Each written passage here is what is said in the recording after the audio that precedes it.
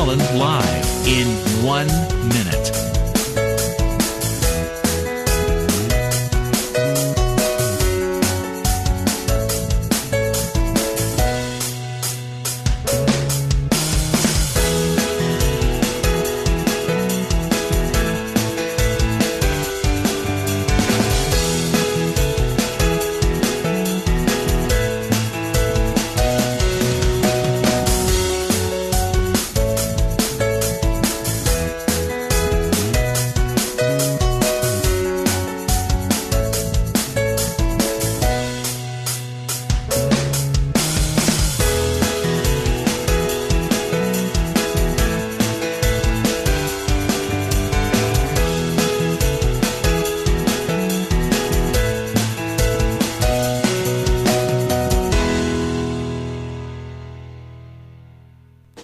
Welcome to Lynn Cullen Live at pghcitypaper.com. Email your questions and comments to lynn at pghcitypaper.com.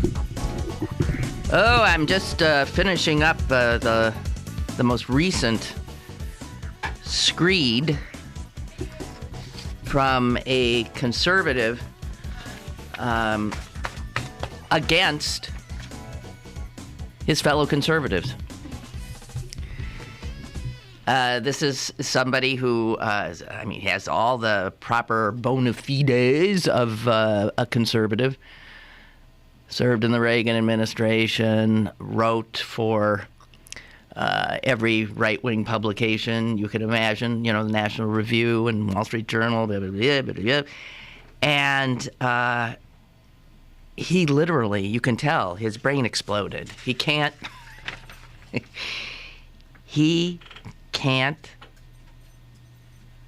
comprehend what has happened to the conservative movement.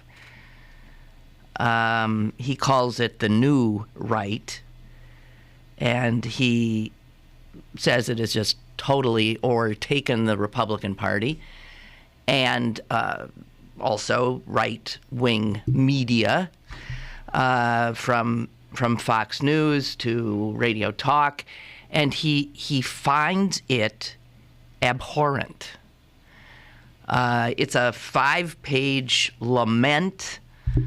This is a guy who's clearly just tearing his hair out.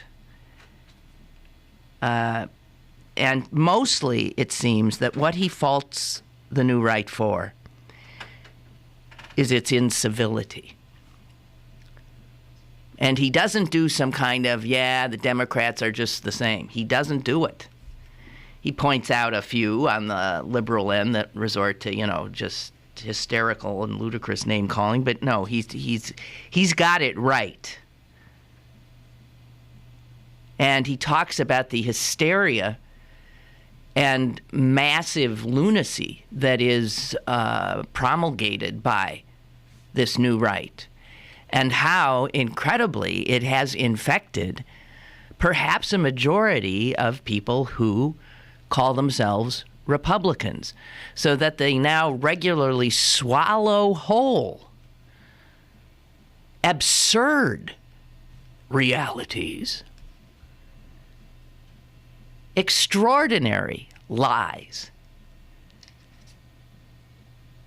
And you can tell that he's toast now. He's toast. But what's interesting is that we see these things with just an incredible regularity. And I have asked, how can you Republicans like we used to know, conservatives like we used to know, people who thought, people who I might have disagreed with on policy, but we could have a conversation. We understood that governance required compromise, that we understood that it was good that there were these two at least points of view, and that they would wrangle and get things right, and that at times of crisis would pull together.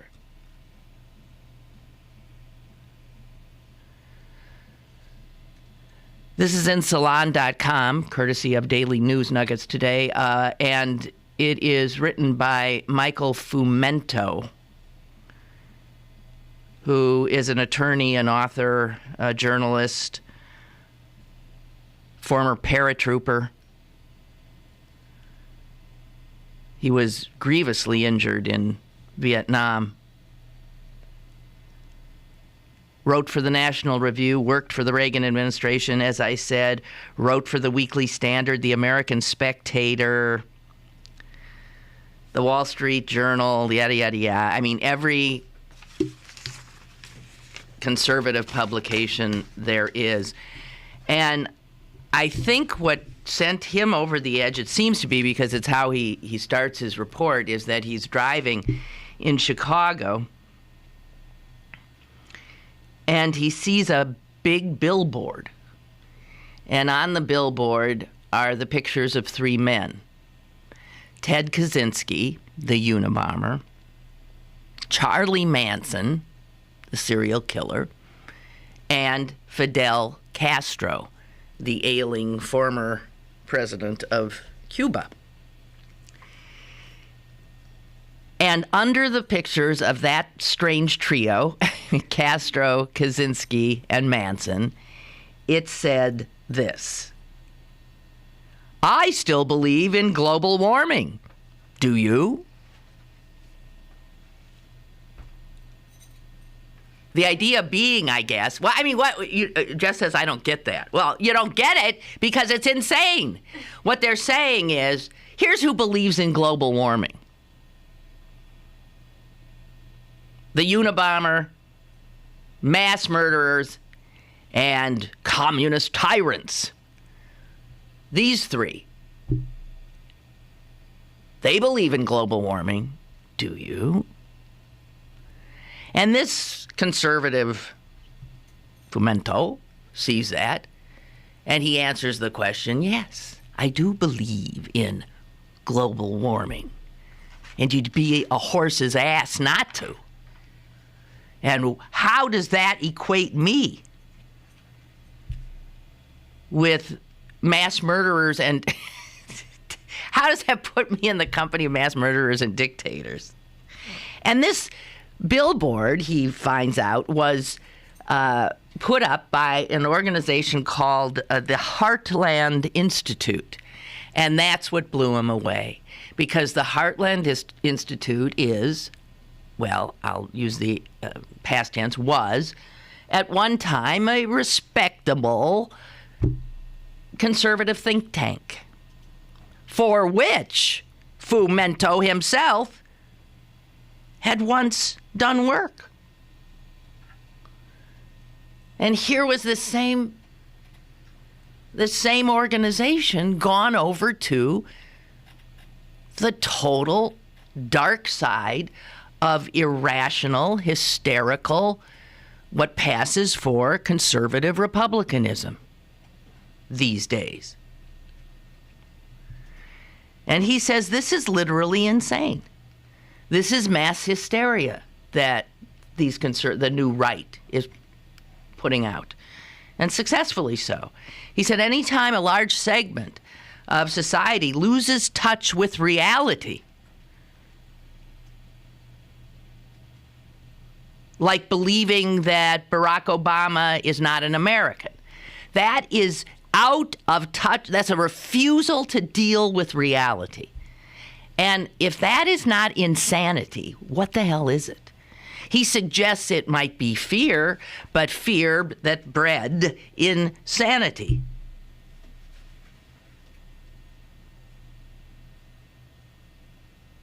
He says, I am horrified at these people who have co-opted the name conservative to scream their message of hate, anger, and fear. Yeah. And then he goes on to, talk about some of the things that doesn't even rate admonishment from the heads of the new right these days. How Mitt Romney, the would-be president of the United States, will stand there mute and allow a woman to ask him if he thinks President Obama should be tried for treason. And he never says to her, "What, madam, might you be talking about? What treason?" And to Fumento, this shows that the right, and this is the man who's not conservative enough for them, but is by virtue of money and his sort of daunting plottedness in seeking this nomination, will be the nominee of this new hysterical Republican Party. And it shows he's not going to stand up to his constituents who think that the President of the United States is not an American and should be tried for treason. And so when a guy who's been touted by many as somebody who should be his vice presidential running mate, this Congressman Alan West from Florida, who absolutely with a straight face insisted that there are, like, he wasn't sure of the number, something like 78 to 81 Democrats in Congress who are actually card-carrying members of the Communist Party.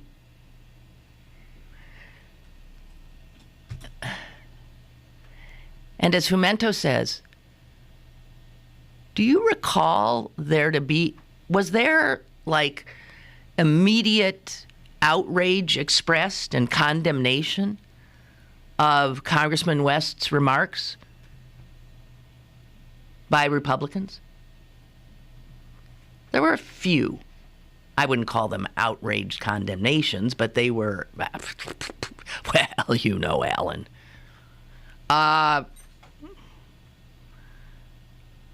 He goes on about, Andrew Breitbart, the media, I don't know what to call him, manipulator and haranguer for this new conservatism. He points out that when he died recently, it immediately became one of the theories in the new right, talked about a little bit softly sometimes, but very loud times and other, that he was assassinated, of course, by President Obama, just as Bill Clinton was, of course, a drug runner.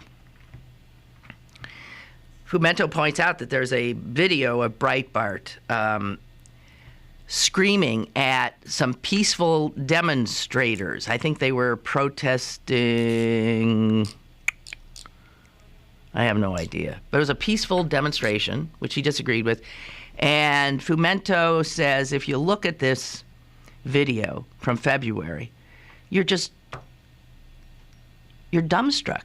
Here's Breitbart. He goes on for a minute and a half, screaming, "You're freaks and animals! Stop raping people! Stop raping people! You freaks! You filthy freaks! You filthy, filthy, filthy, filthy raping, murdering freaks!" Fumento's, and this is now conservatism's way of explaining their position. He said they're not for anything. What they're for is the hatred and demonization of Democrats, liberals, anybody who doesn't agree with them. And he points out that when Breitbart died, of course assassinated by President Obama, he was eulogized by every conservative and Republican top down. He was practically, ordained a saint.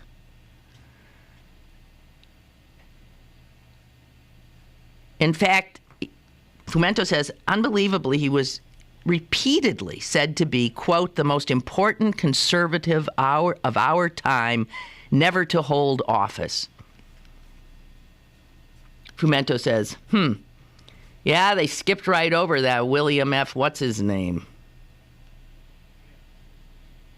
Jr.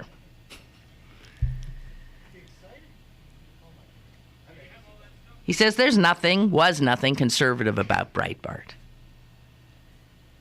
because he said the conservatism that he had identified with and had served had respect for order and respect for civility and respect for reality.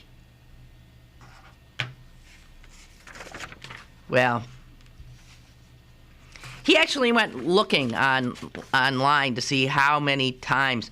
He said, you know, you look at how they refer to the president, and it's Marxist, socialist, Nazi, tyrant, Muslim, terrorist supporter, and then he thought, I bet they call him the Antichrist, although he hadn't personally heard that. So he checks on how many times Antichrist comes up in conjunction with Obama. 5 million Google references. And he says, this is where this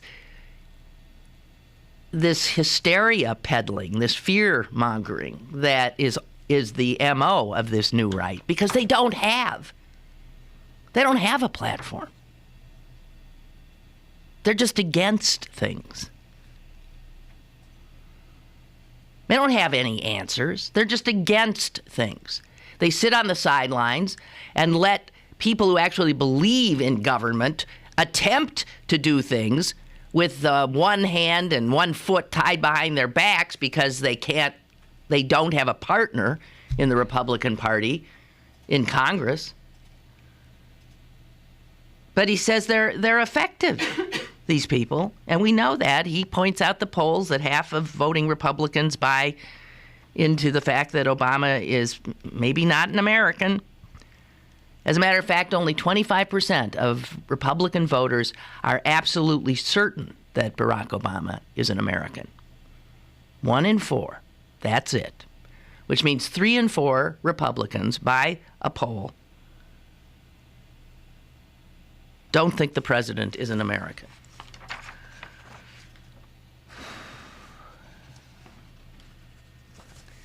And he's the one who says you cannot be defined by what you oppose, only by what you stand for. And this curious creature, this new conservatism, he says, this curious creature's main claim is simply in what it hates. And what it hates is liberals. So there you have it, the latest, Salon.com, my break with the extreme right. We need more honorable conservatives to publicly do this. There should be a tsunami of this kind of coming out. Caller, hello. Good morning, Lynn. Hi. We should put up a billboard that has a picture of David Koresh, Timothy McVeigh, and Eric Rudolph, and say, these guys are all Republicans. Are you? My dad was a wonderful story.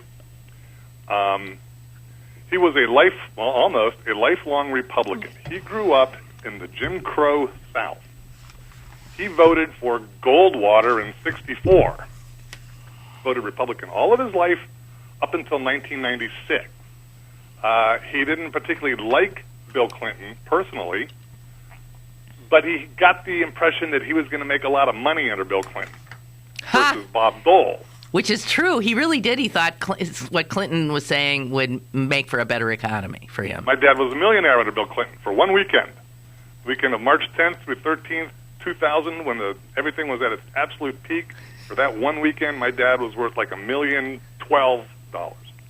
And then it went down the hill from there. He voted for Clinton.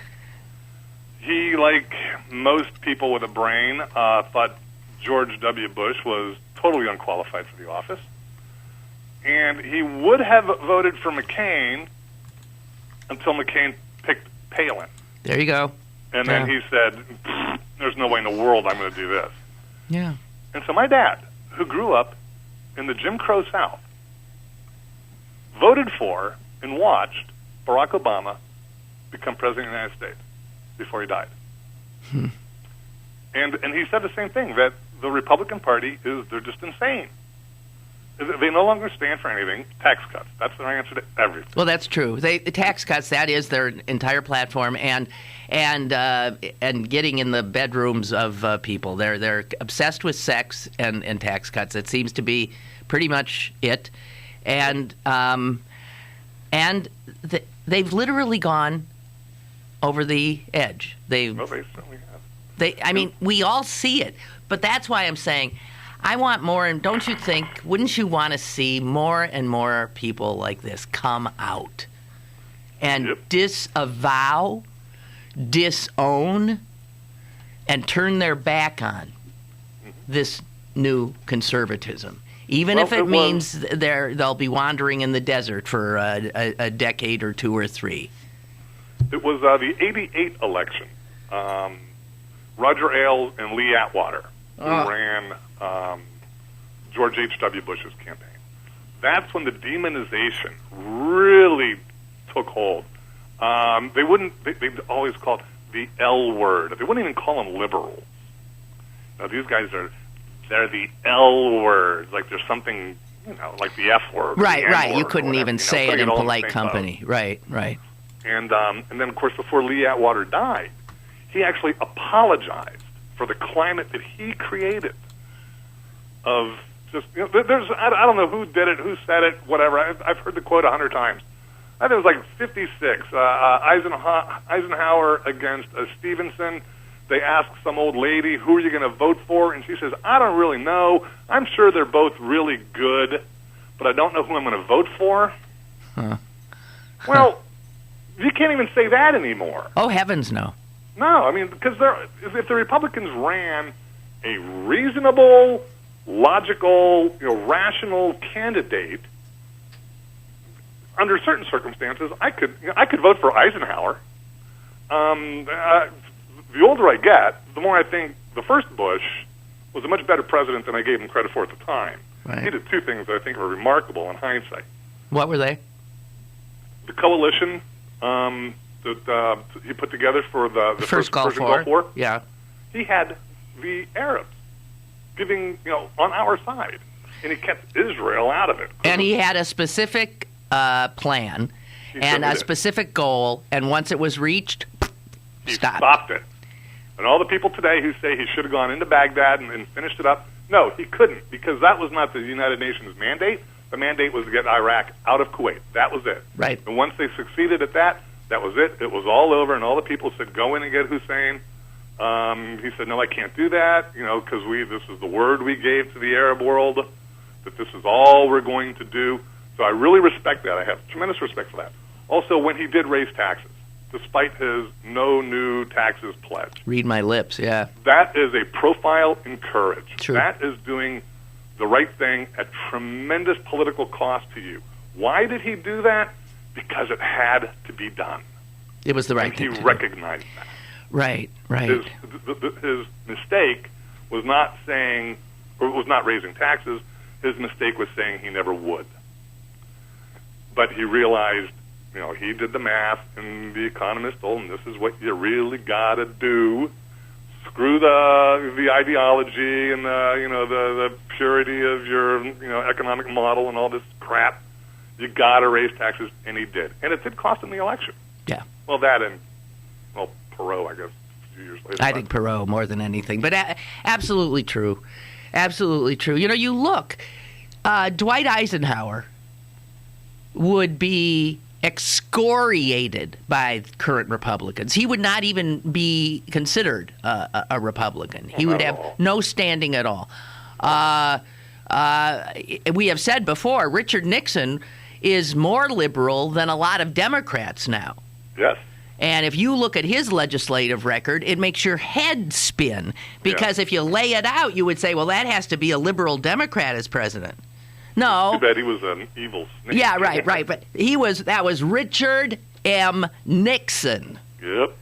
You look at Ronald Reagan and some of the things he said and, in fact, did. Today's Republicans, even though they continue to, carry his banner like the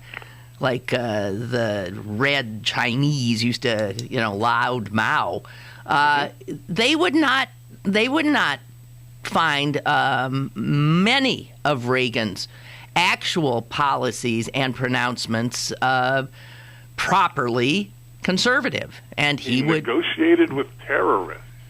He did. He sold weapons to Iran. He did. Yeah.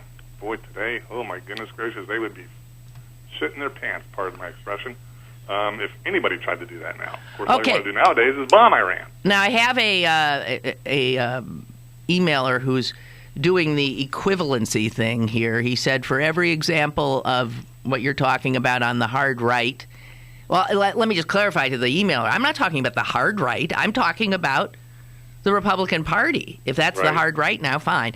For every example of this on the hard right, you could find the same thing on the hard left. It's a but zero. The hard left, we haven't had. The hard left is really kind of insignificant. I agree. They're not nearly as strong as the extreme right. Nowhere near. The extreme right has taken over their party. Certainly there are extreme leftists, but they don't really control the party or even the left movement. They terrorists, like I say, Eric Rudolph, Tim McVeigh, and I hear people say, well, what about those ecology, what they're talking about is the Earth Liberation Front. Yeah. First off, the Earth Liberation Front, and nobody's defending them for one thing. Nobody on the left defends what they do. But what they do is they target equipment and that's bulldozers taking down forests like or something, They right? do not attack people. They do not put bombs in dumpsters next to abortion clinics. Right. Deliberately trying to injure people. Now, they did kill somebody, and nobody defends the ELF. No one does on the left. But, people fed Eric Rudolph while he was out in the woods. People in North Carolina, wherever he was, they set food out for him. And they realized that he's a fugitive, that he's a murderer, and that he killed people.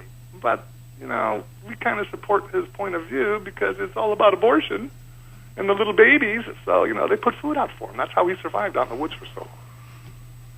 So the right has just gone completely over the cliff. They're taking the country with them, and it's just so disappointing to hear people that I consider to be, rational people, just quoting the same talking points over and over again.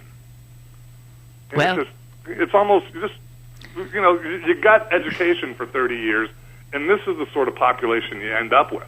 People who believe this crap. Well, you know what? I've always said that I think whether is conscious or not, the Republican now absolute war on public education will result and definitely accrue to their benefit in an uneducated, more uneducated, which is hard to imagine, population.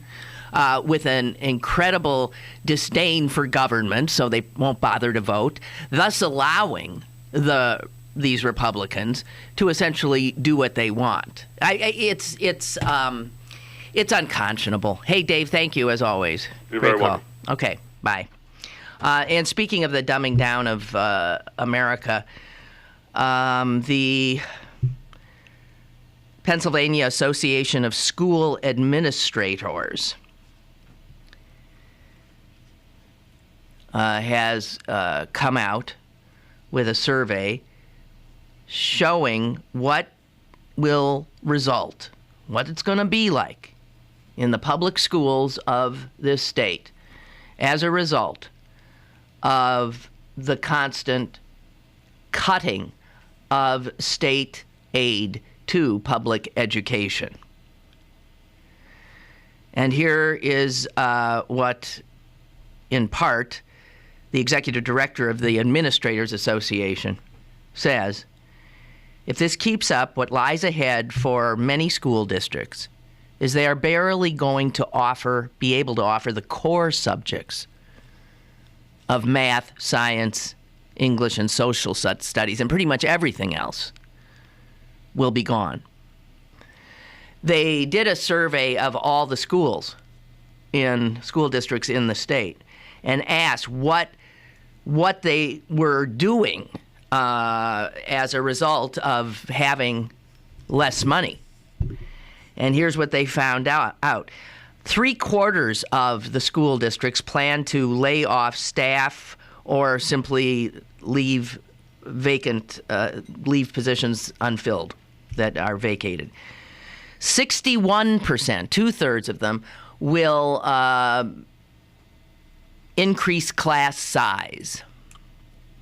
By the way, Mitt Romney meeting with students and teachers in Philadelphia the other day said that he thought larger class size was actually okay and was not a problem. And one of the teachers who was there had the nerve to say, I cannot imagine that there's a teacher in the world who would agree with that statement, who would say, if there are more students in my classroom, then all the students will get a more quality education from me. And he turned to one of his colleagues and said, would you agree with that? And the guy said, absolutely.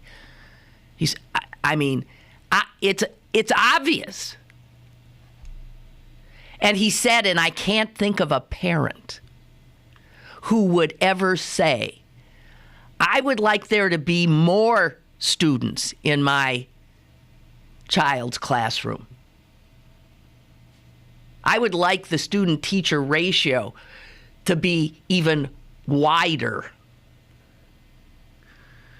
The Pennsylvania school administrators also found that 58% of the school districts in this state now are going to reduce electives. And here you go, art, music, languages, technology, as well as possibly some of the courses that are geared to the brightest kids. How is dumbing down our children a good idea? How is there not money for that? The Republicans right now, with their Ryan budget, will not take one penny from the Defense Department.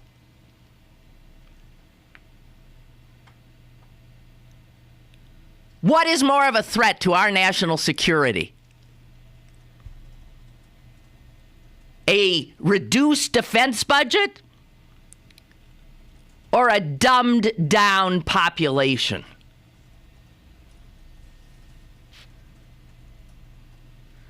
Half of the school districts in this state plan to reduce or eliminate extracurricular activities, field trips, anything special, blah, blah, blah, blah, blah. And, of course, Tom Corbett is lauded here by the Pittsburgh Opera for his wondrous work on behalf of education and the arts. And they wonder why there was a demonstration. Taking a break. More is on the way with Lynn Cullen Live. Pittsburgh City Paper's annual summer guide is available now. Pick up one today for Ben Folds, Michael Franti, The Whalers, and Dragon's Den, the new ride at Sandcastle. Pittsburgh City Paper available at over 1,700 locations throughout Western Pennsylvania and on the web at pghcitypaper.com and on your smartphone at citypapermobile.com. If your walls could talk, what would they say? I have held 4 generations of photographs. I display 10 cuckoo clocks, all set to the wrong time. I have had dishes thrown at me. I have been drawn on, cleaned, drawn on, cleaned, drawn on. I have caused the gradual decline of a child's IQ. I have given a 4-year-old a speech impediment. I am the reason a first grader constantly yells out. Just because you can't see lead paint doesn't mean it's not on walls, doors, windows, and sills. Today, lead paint poisoning affects over 1 million children. If your home was built before 1978, your family could be at risk. Let's make all kids lead-free kids. Log on to leadfreekids.org or call 800-424-LEAD. I am the root of a child's violent behavior. Brought to you by the Coalition to End Childhood Lead Poisoning, EPA, HUD, and the Ad Council.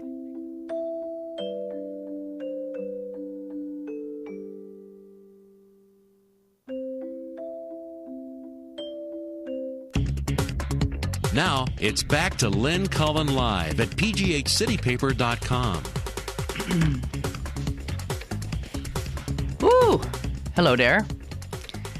Hang on, let me just There's not enough of me. I need another brain and at least one more hand.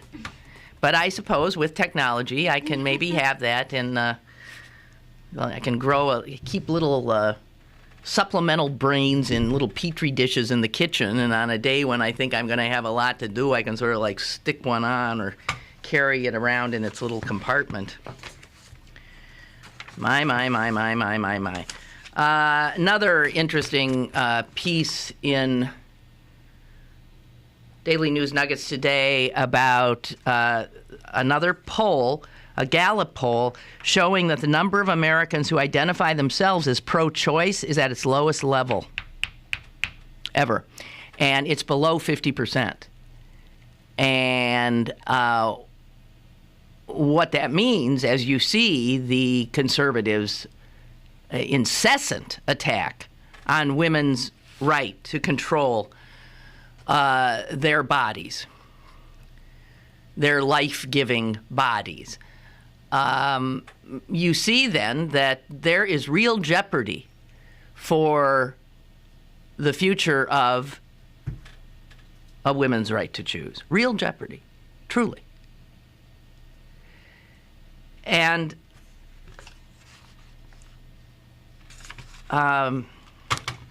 Jared Day, the CMU professor who puts News Nuggets together, has a very interesting point that he makes. And I had never thought of this. I'd sort of been aware, because you think of like the women's movement, and the women you think of in the movement they're my age or older, right? The faces you see are the faces of older women. It was their fight when they were young, and they prevailed. And now they're trying to hold the line, but they're starting to be pushed back. And Jared says, why can't I find you, Jared? Okay. Nope. Why do I do this? And I don't have this thing right in front of me. He points out, I'll just have to paraphrase it, that you need to start seeing young people in this battle. They'll wait. They won't get it. They take it for granted, so they aren't going to do anything until it's too late. But we need the young people to step up now. Now. He writes this: since Roe v. Wade, pro-life groups have never stopped trying to get the public to come around to their point of view, have never stopped trying to define this issue. As you know, on the semantic front, they totally won. They grabbed for themselves the title pro-life. What's the opposite of pro-life? I guess it'd be pro-death then for those of us on the other side. Brilliant move. We sat there with our fingers up or whatever, or in whatever orifice you want, and didn't respond in a way that worked. And we didn't have the indefatigability that the right has shown. He says pro-choice advocates have largely taken a walk on educating the public since Roe. And you know what? We see this over and over again with our side, okay? Our side, the liberals, the Dems. Every time we win, we cheer, we whoop, we holler, we cry, we jump up and down. Then we wash our hands, turn our backs, and walk away. Between 2008 and 2010, we did it again, didn't we? And as a result, we've got this House of Representatives representing the lunatics because they kept working. They fight when they're in the minority with incessant fervor that I have always said is admirable. But they're different in that when they get power, they don't let up. We do. We do. He says, all you have to do is look at the most prominent public faces for the pro-choice position. Aside from this Sandra Fluck, the slut, remember? The young slut from Georgetown or wherever? Aside from her, which was just a media accident in some ways, we never would have heard of her. He says, I cannot think of one prominent public face of the pro-choice movement that is under 50 years of age. And in fact, he says many are pushing 70. Oh, yeah. Hey, Jared, many are in their 70s. We just look good. I'm not in my 70s yet, but I mean, they look good. Look at, look at Gloria Steinem, for God's sakes. And Jared says, this is one of the few areas, namely the legality of abortion, the availability of abortion. This is one of the few areas where I fear that demographics do not favor the pro-choice point of view. And I would agree. I would agree. And part of that is because, well, what we just said, and because young people have not stepped up. Why does it have to come to the point where the worst happens? People, I guess, just are not motivated until they lose something that they take for granted, even as they maybe see it slipping away. As they hear about all of a sudden, are you kidding? In the state of Arizona, my doctor can give me a prescription for birth control pills. I go to the one drugstore in my little town, and the pharmacist says, "I am sorry, I refuse to give you this prescription because I personally do not favor contraception. It's against my beliefs." And Arizona says, "That's fine. That's okay."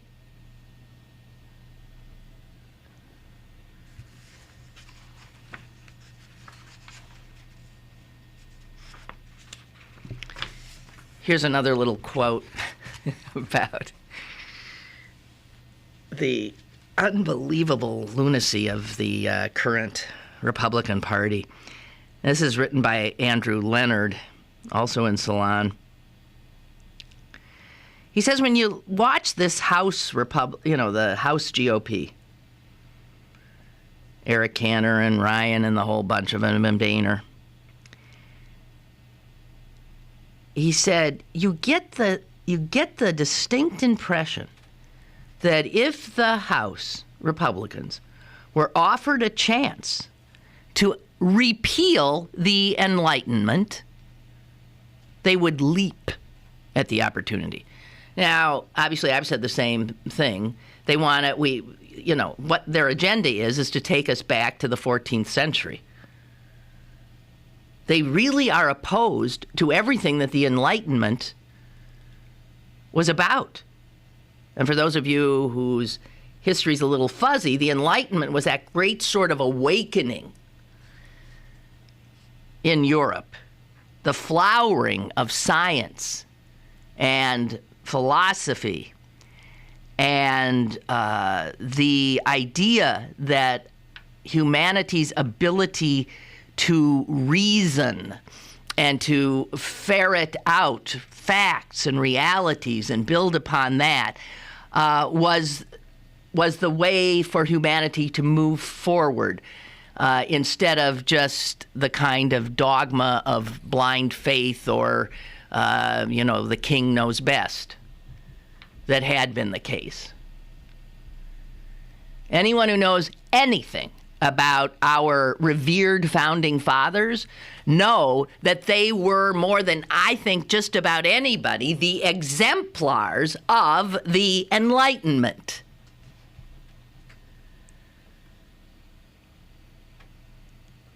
So The very men that the Republicans are always suggesting would be on their side, the founding fathers, would be appalled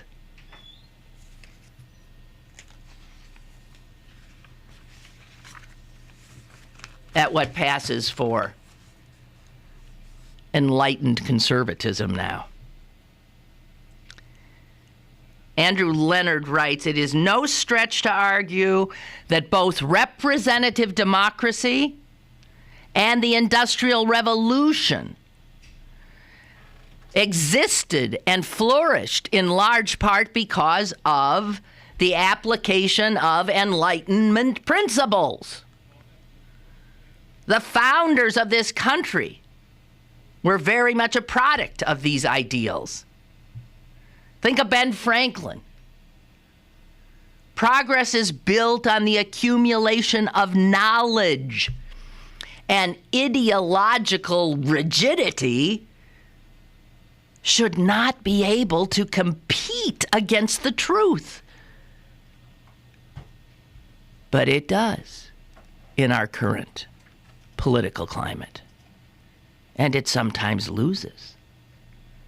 Reality and knowledge and fact and science are losing in the House of Representatives to a rigid, fearful, backward ideology. And Andrew Leonard writes, and that's where we are today. We are watching as one of two of our major political parties becomes not just more and more distrustful of science, but also opposed to the very notion of information gathering. Caller, go ahead. Hey, Lynn, it's Mike in the Netherlands. How are you? Hi, I'm fine, Mike. How you doing? Good. I just still can't believe that we're arguing over this. It just seems so ridiculous. I mean, Roe versus Wade was, I don't even know how many years ago. You probably know the date exactly. I think it's 1970. Yeah, so, I mean, 40. Abortion is legal in that country, and I don't know why we're still arguing about it. And a friend told me one time, he said, you're not allowed to be anti-choice or pro-life, whatever it is, if you're not a foster parent. You're not allowed to be. Because what do these people think is going to happen to these unwanted children? Indeed. And what, I mean, do you think that people are going to say, oh, I can't have an abortion anymore, so I'm going to go out and buy birth control? It's not going to happen that way. No. In a perfect world, it would, but it's just not going to. And there's an so attack. We're gonna have a lot of yeah, but there's an attack even on access to birth control. Yeah, yeah. I teach, as you know, American football over here to some kids in high school. I was at a high school today, and right out in the open, there was a flyer that they have like a bulletin board with like a flyer that had all these questions on it about like that normal teenagers would ask, like, what's the best condom I should use? My boyfriend wants to do things that I don't want to. I mean, everything that a teenager would ask. It's right in that bulletin board, and it says, go to your teacher or your, I think they said it's like a guidance counselor there, if you have any of these questions. And I thought, that's why there's no teen pregnancy here. Right. Because there's a line of communication there that is just not available in America. Isn't that something? I know you just can't. You've been out of the country now for how many years? 3 years, just three. 3, but I mean, I know you're following what's going on here. But you're going to go into some serious culture shock when you come back. I think so. No, I know so. Yeah. It's well, just because it would be like a person who's living under the Taliban regime going to America. That's like I'm going. You're in America and you're coming into the Taliban regime. Yeah, right. Yeah. When I come back there, it's so liberal here, and going back into America. Even when I go back on vacation, I get like I shake my head a lot of times. Yeah. Because living there in Philadelphia, and I go down and to where the Liberty Bell is and the Independence Hall, and there's always protesters down there, and there's the Tea Partiers that are always there, and and always preaching about, let's do away with government spending. And I always think to myself, what are we going to do with the schools and the roads, and who's going to take care of all that if we completely get rid of taxes? And then the abortion things come up, and I just, you can't ever argue with somebody who's pro-life. You just can't. No. You can't. No. And my grandmother used to say, convince a man against his will of the same impression still. So you're never going to convince those people. But the fervor is all on their side. Yeah, absolutely.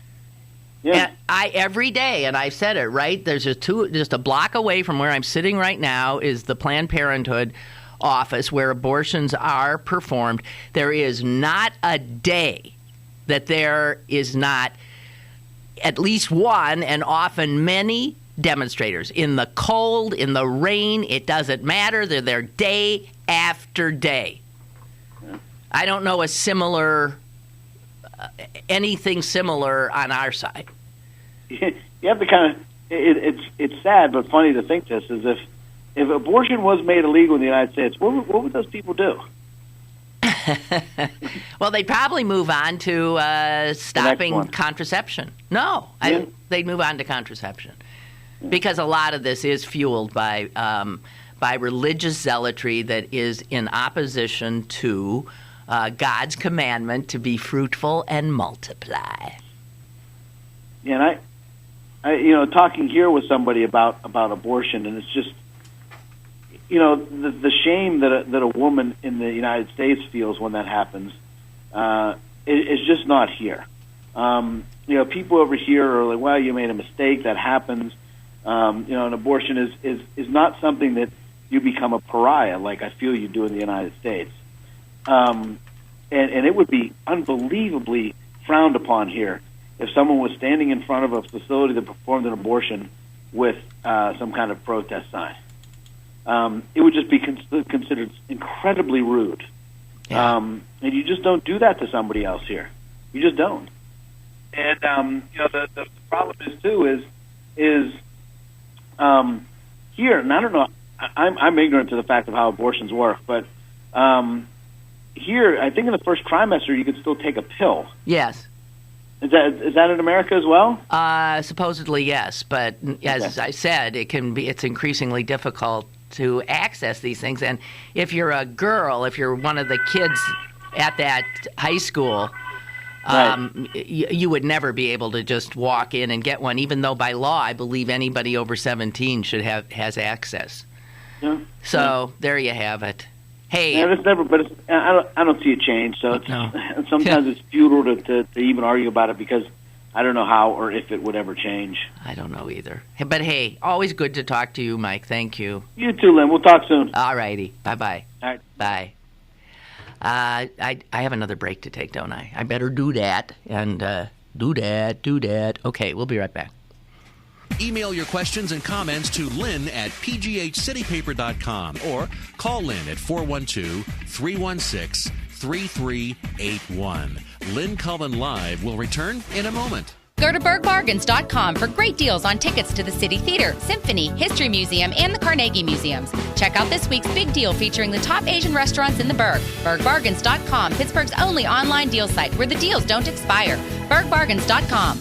Gustavo and Vela wants to thank all of southwestern Pennsylvania, the USA, and the world for helping to liberate his native country of Equatorial Guinea. Equatorial Guinea has suffered 43 years of dictatorship, 43 years of human rights abuses, 43 years of corruption, and 43 years of kleptocracy. Even with $5 billion in oil revenue in 2011, the 700,000 citizens of Equatorial Guinea earn less than $2 per day. A proud Mount Lebanon resident, please help Gustavo and Vela usher in the 21st century by allowing freedom, democracy, and socioeconomic prosperity by the rule of law for the next 43 years and beyond. Email him at presidentandvela@yahoo.com to help free Equatorial Guinea.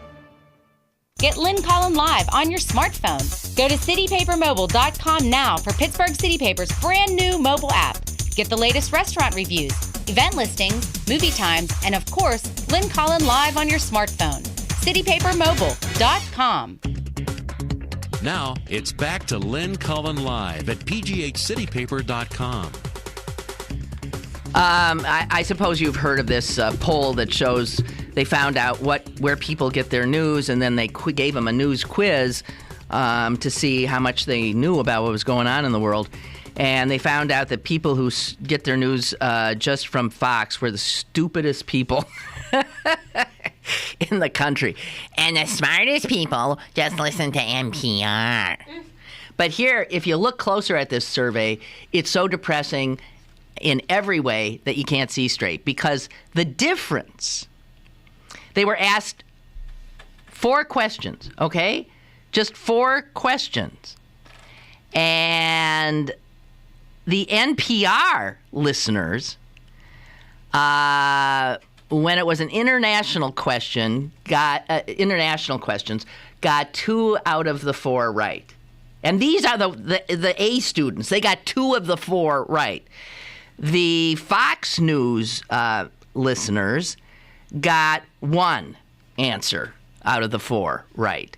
And on domestic issues, the NPR listeners got 1.5 correct answers out of 4. That's hardly anything to crow about. Those are the Americans who are the smart ones, and they're flunking.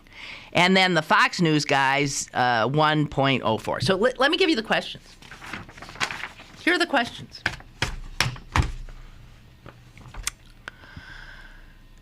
To the best of your knowledge, have the opposition groups protesting in Egypt, so this dates it, right? Protesting in Egypt been successful in removing Hosni Mubarak?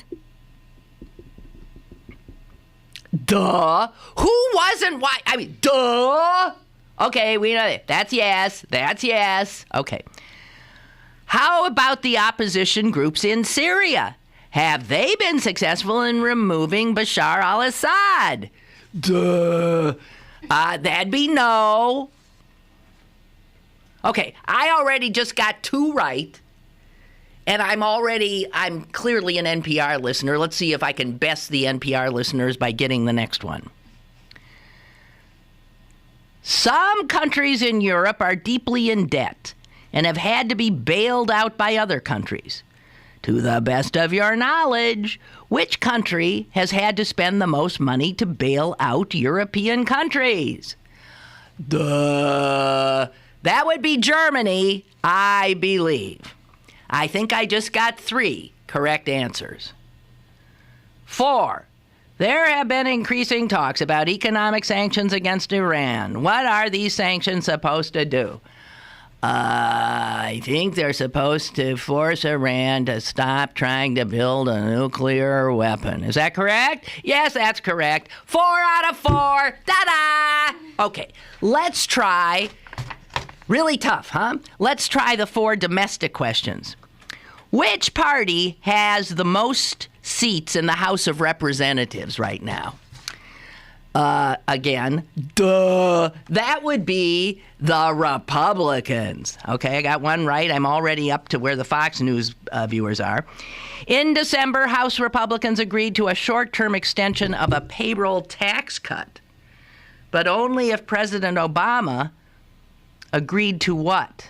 To do what? I may not know this one. In December, House Republicans agreed to a short-term extension, right, of the payroll tax cut, but only if President Obama agreed to do what?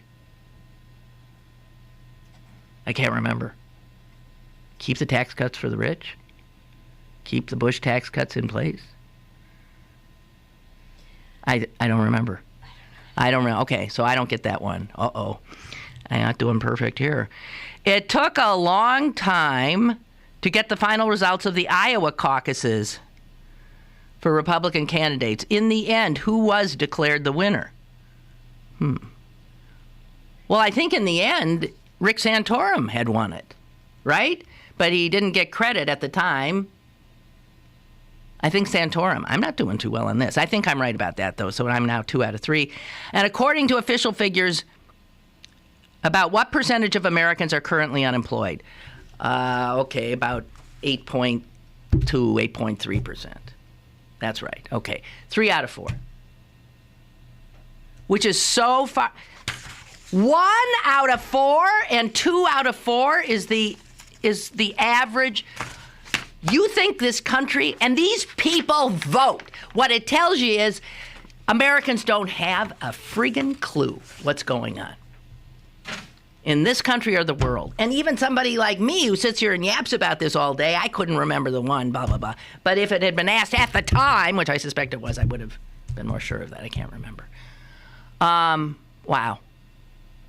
But let's follow Governor Corbett's lead, a good Republican he, and continue to take money from education because God forbid you wouldn't want Americans to be smart enough to wake up. Hey, have a great Memorial Day weekend. I forgot all about it. So we ain't here on Monday.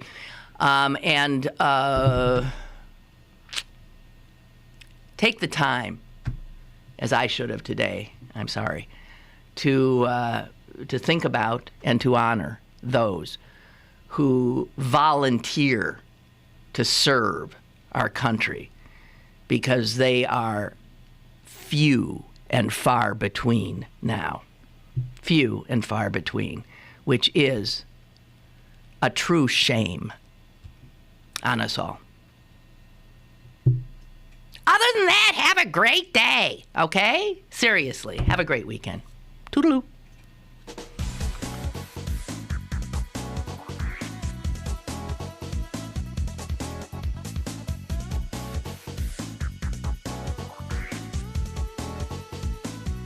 Lynn Cullen Live, Monday through Friday from 10 a.m. to 11 a.m. and archived at pghcitypaper.com. The opinions expressed on Lynn Cullen Live are those of the host and do not necessarily reflect the viewpoints of Pittsburgh City Paper, Steel City Media, and its advertisers.